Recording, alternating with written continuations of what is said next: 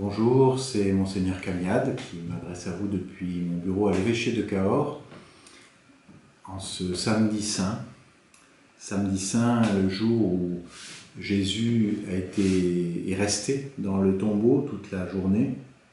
C'est un jour de silence, c'est le sabbat, jour de repos pour les Juifs, jour où on évite de s'agiter et le Christ est mort.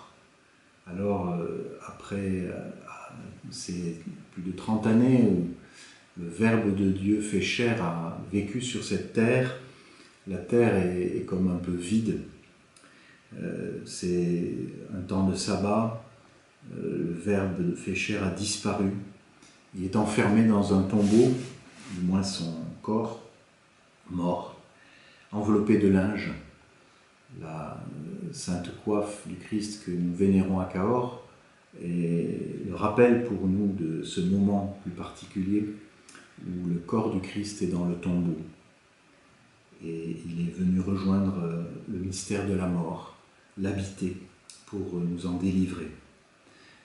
Dans ce jour de silence, ce jour un peu vide dans la liturgie de l'Église, peut-être qu'il est important pour nous de réapprendre à faire silence.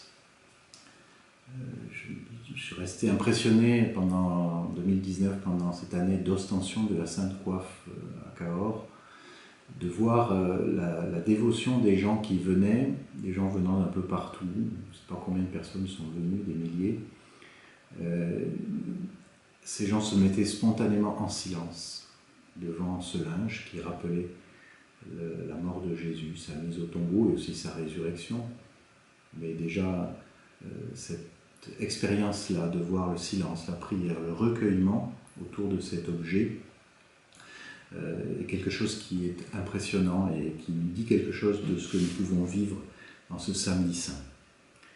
On sait aussi que dans le temps que nous vivons, avec le confinement, avec la diminution des activités humaines sur notre planète, paraît-il, les animaux aiment bien notre silence.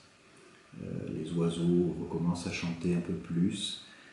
La nature semble se réveiller, c'est le printemps bien sûr, mais aussi l'activité humaine en diminution laisse plus de place au monde animal. Les oiseaux, dit-on, sont moins stressés et chantent de bon cœur. Le ciel aussi est plus bleu quand l'espace aérien est dégagé. Mais peut-être devons-nous nous rappeler également que Dieu attend notre silence. Il attend toujours notre silence pour parler. Dieu ne parle pas tant que nous sommes occupés par d'autres bruits. Il nous faut laisser le silence remplir aussi des moments de notre vie. Souvent, dans le silence, nous avons peur du vide, et ce temps du samedi saint nous le rappelle. Le confinement nous laisse aussi face à nous-mêmes.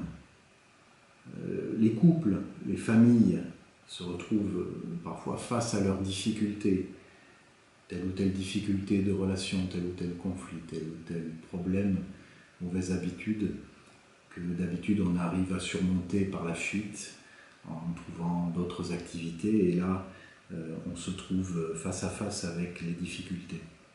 Affronter ce réel qui est force de mort dans nos vies. Oui, c'est ce à quoi nous sommes appelés, affronter ce réel qui est force de mort en nous. Cela demande du courage, et cela est possible si nous gardons l'espérance.